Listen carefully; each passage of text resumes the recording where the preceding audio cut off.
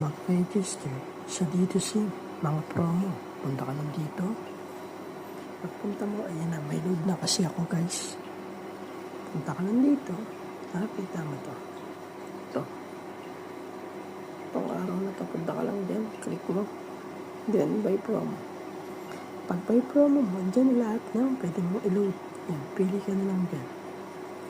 Kung saan gusto mo i-load. Yan, ganyan lang siya kadali guys. Show offers mo. Yan. Ayan yung load na hinahanap mo. Sayang nawala na yung 199 na 25 GB all in. Yun sana maganda. Pero ganyan na mag-register guys. Sa mga nagtatanong din, ganyan yung kadali.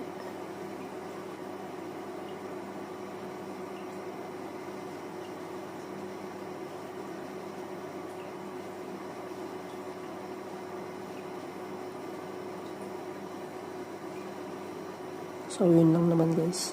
Thank you for watching.